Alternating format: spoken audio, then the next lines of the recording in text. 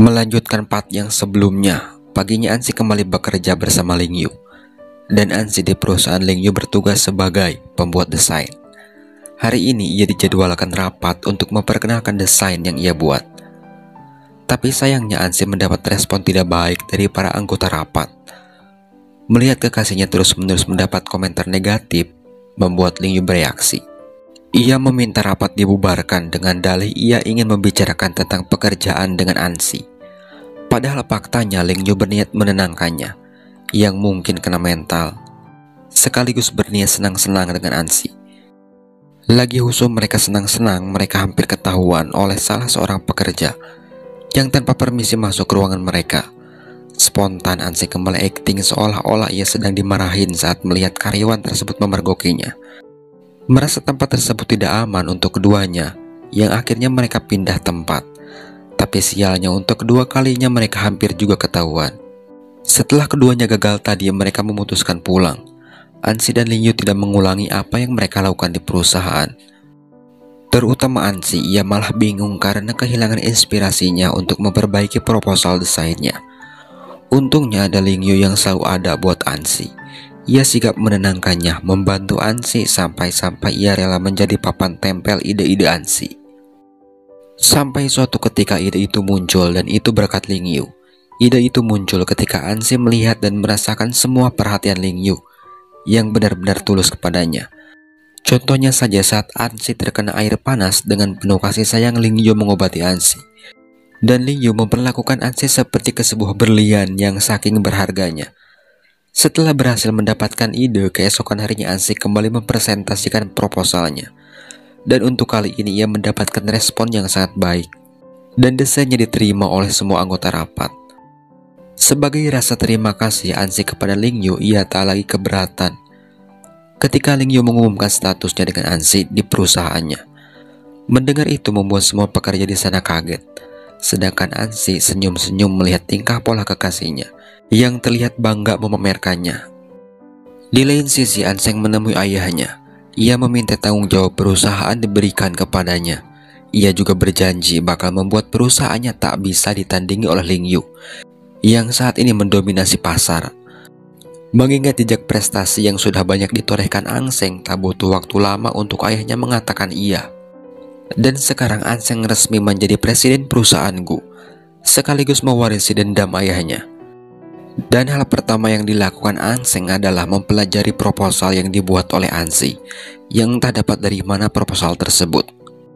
Sedangkan Ansi lagi senang-senangnya berkat keberhasilannya tadi, ia sampai tak sadar saat joget-joget sendiri diperhatikan Ling Yu. Melihat kesenangan kekasihnya tersebut membuat Ling Yu ikut tersenyum. Dan setelahnya mereka terus-menerus memperlihatkan momen manis keduanya. Kebahagiaan mereka bertambah dengan perusahaan Ling Yu yang terus meroket. Dikatakan kalau saham perusahaan Ling Yu terus meningkat. Dan berkat keberhasilannya tersebut perusahaan Ling Yu terus-menerus nangkring di pemberitaan. Tapi ternyata keberhasilan Ling Yu tersebut hanya berlangsung sehari. Keesokan harinya semua stasiun televisi kembali mengabarkan tentang perusahaan Ling Yu. Tapi dengan kondisi sebaliknya. Saham perusahaan Ling Yu anjlok, akibatnya banyak orang yang berinvestasi berdemo sambil meneriakan kembalikan uangnya katanya. Bukan hanya dikejar-kejar orang yang merasa tertipu, ia juga dikejar-kejar wartawan. Dan orang yang dibalik penyerangan tersebut adalah Gu Anseng yang sangat berbahaya.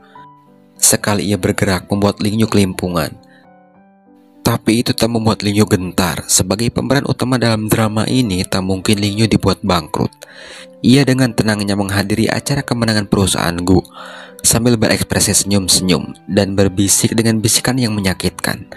Ya tentu saja pada akhirnya mereka saling sindir dan membawa-bawa nama Ansi dan memperebutkannya.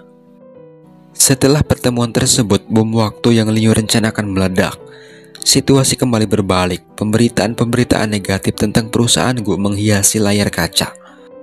Tidak seperti Ling Yu yang bisa bertahan dari gempuran strategi perusahaan Gu Anseng.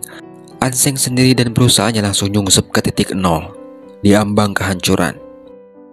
Akibatnya yang jadi kambing hitam dari hancurnya perusahaan Gu tersebut adalah Ansi. Ia kembali dilabrak Sinner dan menyalahkan apa yang terjadi pada perusahaan keluarga mereka. Sinner juga mengatakan kalau Ling Yu lah yang membuat perusahaan hampir hancur. Dan itu gara-gara Ansi. yang serakah membuat Anseng dan Lingyu suka kepada Ansi katanya.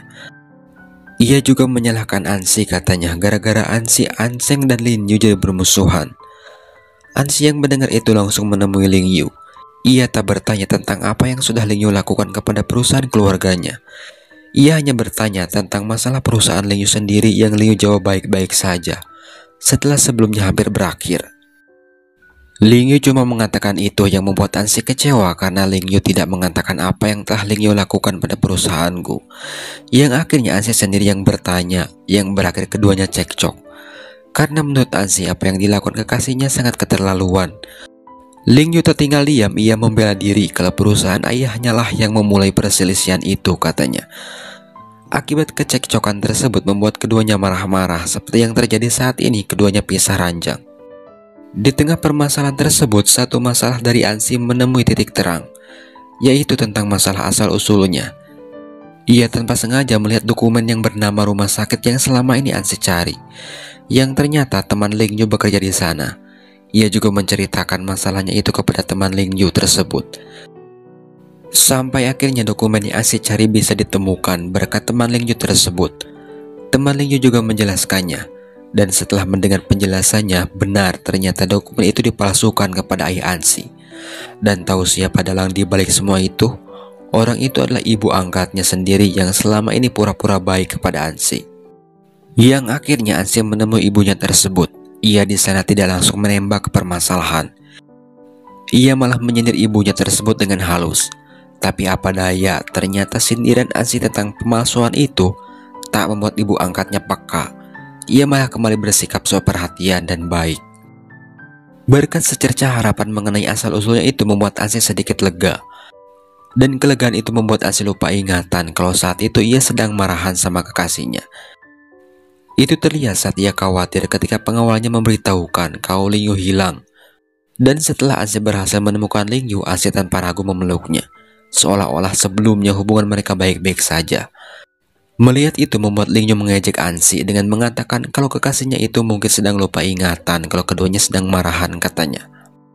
Dan Ansi menjawab itu dengan malu-malu kalau ia benar lupa katanya. Yang pada akhirnya membuat mereka benar-benar kembali.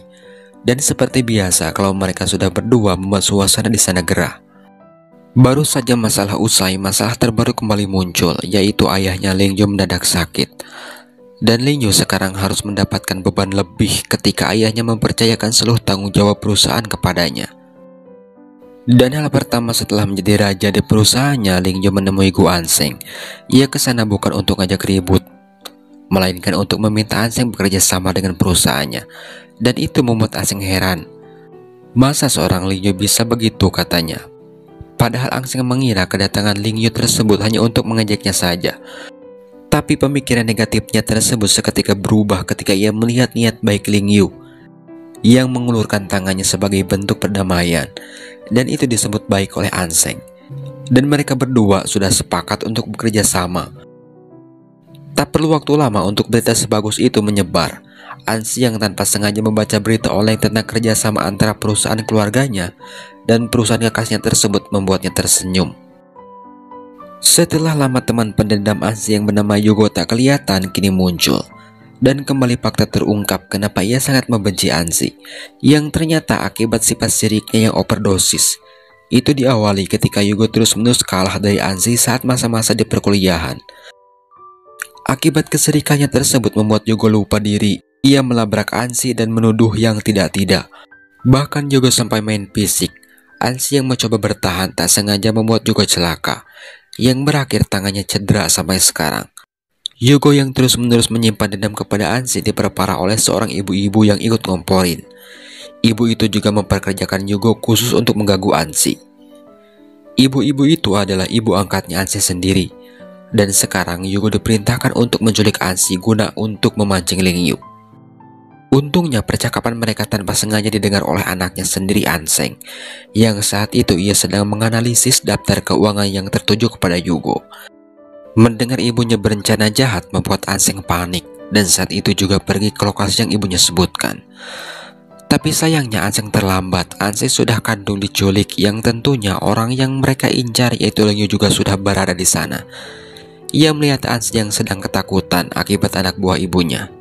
Perlu diketahui, Ansi belum mengetahui fakta Yugo dan ibunya yang bersekongkol. Untuk membebaskan Ansi, mereka meminta syarat kepada Ling Yu. Ia diharuskan menandatangani sebuah dokumen.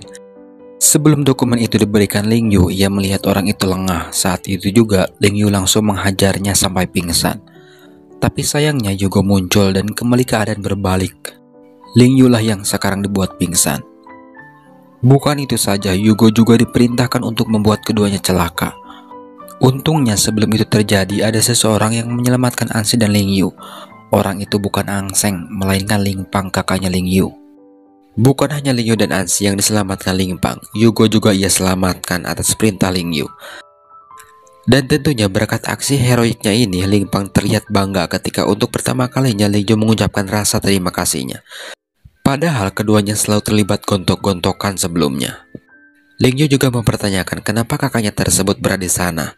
Dan ternyata Ling Pang melihat anak buah ibunya Anseng di parkiran, yang membuatnya curiga. Akhirnya ia mengetahui Ling Yu dalam bahaya setelah Ling Pang membuntuti mereka. Melihat kebaikan Ling Pang tersebut membuat Anseng bertanya-tanya, kenapa selama ini Ling Pang selalu ingin mencelakai kekasihnya, yang sekarang malah menyelamatkannya. Disinilah fakta baru terungkap. Nyatanya selama ini Ling Pang tidak berniat jahat kepada adiknya Ling Yu. Kalau tidak suka dan sirik kepada Ling Yu, ia akui. Tapi selama ini yang mencelakai Ling Yu dan mengkhianati perusahaan nyatanya bukan dirinya. Yang akhirnya mereka ingat di perusahaan mereka terdapat pengkhianat, dan mereka menyimpulkan pengkhianat itu adalah adik bungsu mereka, yaitu Ling Seng. Karena selain Ling Pang dan Ling Yu yang mempunyai akses penting dalam perusahaan, ada juga Ling Seng. Tak lama Anseng datang, ia langsung panik ketika melihat Ansi yang terluka. Ia juga mencoba menginterogasi Yugo tentang apa yang diperintahkan ibunya. Mendengar itu, Ling Yu dan Anseng otomatis langsung tahu siapa di balik kejadian tersebut. Mungkin Anseng merasa bersalah yang akhirnya ia membuat sebuah rencana untuk menyeret ibunya dan Ling Seng ke pengadilan.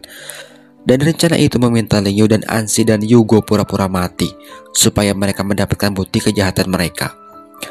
Ling Yu setuju dengan apa yang Anseng rencanakan. Ia juga meminta bantuan kakaknya Ling Pang untuk memperjelas kematiannya dengan cara membakar gedung tempat ia disekap.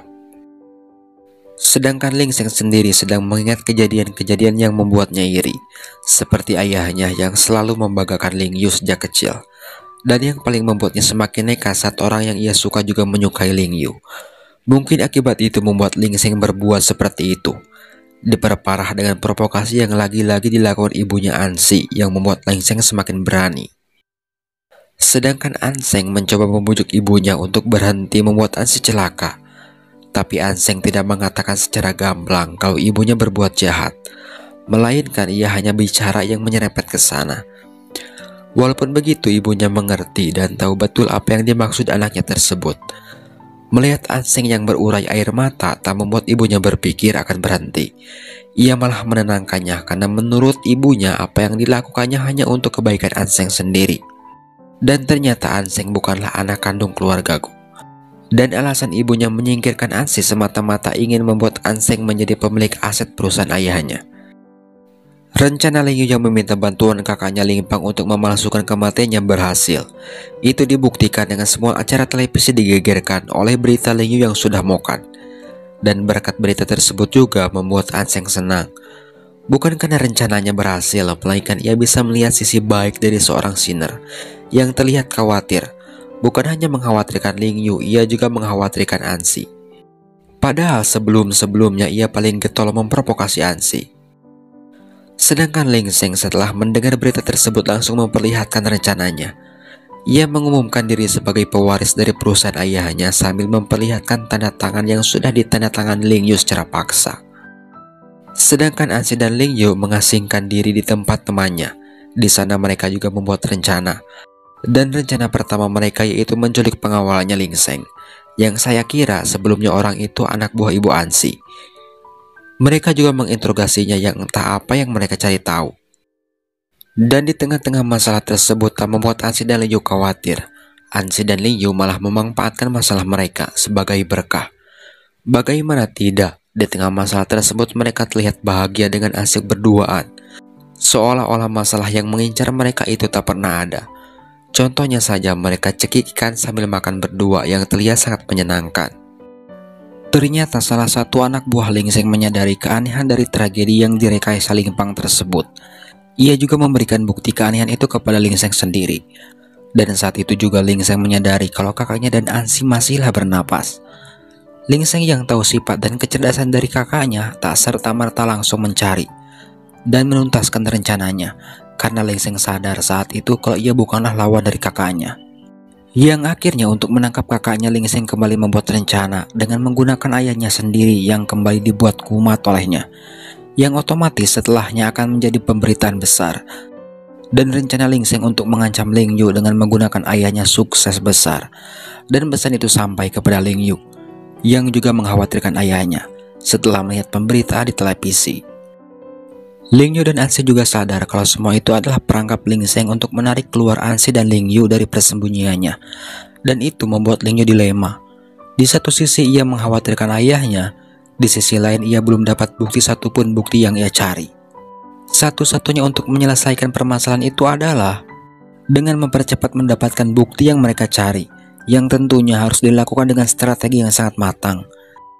Yang akhirnya Ling Yu, Ansi, dan kedua temannya mempersiapkan strategi tersebut sambil nonton bioskop. Jadi mereka membuat rencana sekaligus pacaran ceritanya. Dan rencana pertama yang Ling Yu buat melibatkan Ling Pang kakaknya. Tugasnya ia hanya perlu membuat ibunya Ansi dan Ling Seng berselisih. Dan Ling Pang melakukan misinya itu mulus semulus-mulusnya. Ia berhasil menjalankan rencananya dengan membuat ibunya Ansi marah akibat Ling Seng kedapatan berduaan dengan seorang wanita. Padahal faktanya wanita tersebut adalah orang suruhan Ling Pang, dan wanita itu juga bertugas untuk berpose di samping Ling Seng sampai anak buah Ling Pang berhasil mengabadikannya. Dan foto hasil jepretan tersebut dikirimkan ke ibunya Ansi. Perlu diketahui kenapa ibunya Ansi marah, karena saat itu Ling Seng adalah calon menantu ibunya Ansi yang akan bertunangan dengan Sinner, dan pertunangan mereka akan segera digelar dalam waktu dekat. Setelah rencana pertama berhasil, rencana kedua dari Ling Yu dijalankan. Sekarang yang Ling Yu mainkan bosnya Ansi dan temannya Yoyo. Mereka bertugas menyimpan perekam suara di kantong ibunya Ansi dengan segala penyamaran mereka. Karena sebelumnya Ling Yu sudah menebak kalau Ling Seng dan ibunya Ansi bakal bertemu. Dan rencana puncak dari Anseng mengambil kembali hasil dari rekaman dan berharap rekaman tersebut berisi bukti yang ia cari. Setelah rekaman itu mereka putar, betapa kagetnya Ling Yu dan Ansi mendengar percakapan Ling Seng dan ibunya Ansi. Awalnya mereka membicarakan tentang permasalahan foto tadi, tapi selebihnya pembicaraan Ling Seng dan ibunya Ansi membicarakan rencana jahat mereka. Seperti ia membicarakan tentang kejahatannya kepada Ling Yu dan Ansi. Dan yang membuat Ling Yu dan Ansi kaget ketika mereka menyadari kalau Ling Seng yang cinta mati kepada Sinner dimanfaatkan oleh ibu angkatnya Ansi, dan Sinner dijadikan tumbal oleh ibunya sendiri supaya bisa menguasai perusahaan Ling lewat Ling Seng. Itu dibuktikan Ling Seng diminta untuk menandatangani surat pemindahan aset kepadanya sebagai bukti keseriusan Ling Seng kepada anaknya. Dan dengan oonnya Ling Seng menyetujui itu, dan Ling Yu yang mendengar percakapan mereka terlihat kesal. Tapi satu lagi masalahnya, untuk memperkuat bukti itu mereka membutuhkan surat kontrak yang disimpan ibunya Ansi. Dan untuk mendapatkan itu gimana caranya? Di tengah keseriusan tersebut sempat-sempatnya ada momen lucu. Itu terjadi saat Ansi yang mencoba membantu Ling Yu dengan memberikan idenya, yaitu ia berniat meminta bantuan Anseng kakaknya. Tapi nyatanya ide Ansi tersebut malah membuat Ling Yu ngambek. Walaupun demikian Ling Yu setuju. Yang akhirnya Anseng benar-benar membantu mereka dengan cara mematikan semua CCTV di rumahnya, supaya Ling Yu dan Anseng bisa masuk ke rumahnya tanpa ketahuan. Dan di sana diperlihatkan kehebatan dari seorang Ling Yu yang bisa membuat Ansi terkagum-kagum. Ling Yu memperlihatkan aksinya saat berhasil membobol brankas dengan keahlian hackernya. Berkat itu bukti yang mereka cari berhasil mereka dapatkan. Tapi sayangnya mereka berdua tertangkap basah oleh Sinner. Bukan itu saja, di luar rumah orang tua Sinner juga siap memasuki rumahnya, yang apabila itu terjadi rencana yang disusun Ling Yu bakal gagal total. Untungnya sekarang Sinner sudah berubah. Ia membiarkan Ling Yu dan Ansi pergi sebelum keluarganya masuk tanpa bertanya maksud keduanya datang ke sana. Yang akhirnya semua bukti kuat untuk menjerat ibunya Ansi dan adiknya Ling Seng sudah Ling Yu dapatkan. Dan untuk memulai perburuan itu, Ling Yu dan Ansi sepakat untuk memberikan orang-orang jahat itu kejutan di acara spesial mereka. Tak tanggung-tanggung di acara hajatan Ling Seng dan Sinner yang saat itu sedang bahagia-bahagianya. terutama untuk Sinner sendiri yang sekarang mencoba untuk move on dari Ling Yu. Tapi sayangnya di saat kebahagiaan Sinner itu mulai dirasakannya, tiba-tiba berubah menjadi kekecewaan. Ketika di acara bahagianya itu sebuah rekaman diputar, ia mendengar semua kebenarannya dimulai dari Ansi anak kandung ayahnya. Terus ia juga mendengar kejahatan tunangannya dan ibunya. Dan puncak kemarahan dari Sinner saat ia juga mendengar kalau dirinya dijadikan tumbal untuk menguasai perusahaan Ling oleh ibunya. Sontak akibat dari rekaman tersebut membuat para wartawan yang sedari tadi meliput pertunangan Ling Sheng dan Sinner berubah menjadi meliput ibunya dan Ling Sheng dengan segala pertanyaan-pertanyaan menyudutkannya tentang kebenaran dari rekaman tersebut. An Sheng sendiri lebih sibuk mencoba menjelaskan semuanya kepada Sinner yang kandung kecewa, sampai akhirnya dihentikan oleh An Sheng yang tak mengizinkannya untuk mengejar adiknya.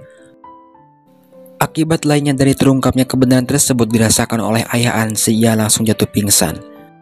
Di saat kekacauan tersebutlah Ling Yu muncul, dan untuk kedua kalinya situasi di sana kembali gempar. Semua wartawan yang tadinya mengejar ibunya Ansi kini berubah haluan. Mereka sibuk memperhatikan Ling Yu dan Ling Sheng yang sedang berhadapan. Disinilah untuk pertama kalinya Ling Yu melihat sifat adiknya yang sebenarnya. Sifat angkuh, sombong, dan tukang fitnah. Ada semuanya. Bahkan saat di situasi terpojok seperti ini pun ia masih bisa berbangga diri, mengklaim sebagai pewaris perusahaan Ling. Ling Sheng bisa sombong seperti itu bukan tanpa alasan, karena ia tahu si empunya perusahaan sedang tiduran di rumah sakit dan belum bangun. Tapi nyatanya kejutan diberikan oleh Ling Yu. Pemilik perusahaan atau bapak mereka yang disebut-sebut Ling Sheng sedang tiduran nyatanya datang ke sana dengan Ling Pang. Walaupun begitu tak membuat Ling Sheng takut, karena ia masih punya satu kartu sakti lagi untuk membungkam Ling Yu, yaitu ia sebagai pemegang saham terbesar di perusahaan Ling. Itu berarti secara sah Ling Sheng berposisi sebagai pemimpin perusahaan. Melihat anak bungsunya seperti itu membuat ayah mereka sedih. Ia tak setuju memberikan perusahaan kepada anak yang tukang sirik.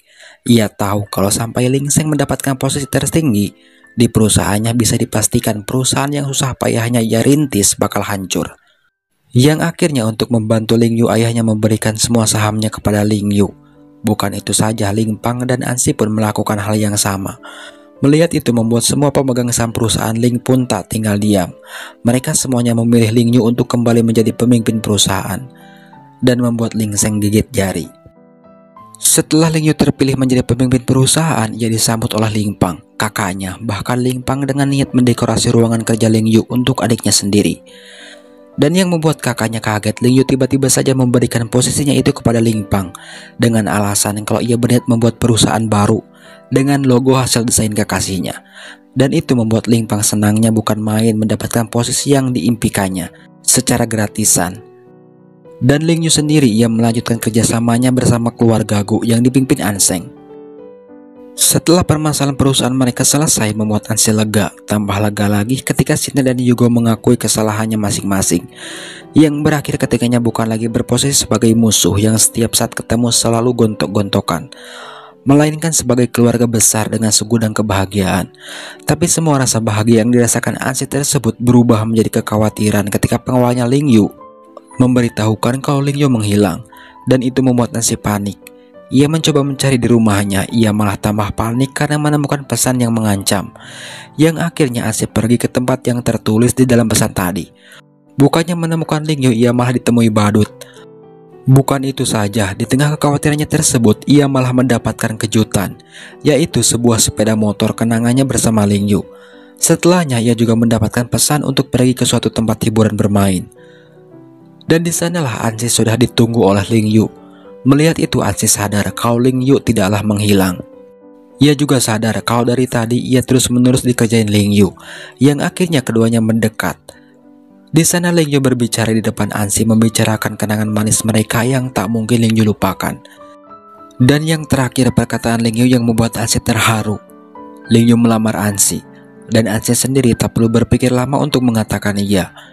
Ia menerima lamaran pujaan hatinya tersebut. Dan ternyata di sana bukan hanya ada Ling Yu, teman-temannya Ansi pun tak mau ketinggalan untuk merayakan kebahagiaan Ansi dan Ling Yu tersebut.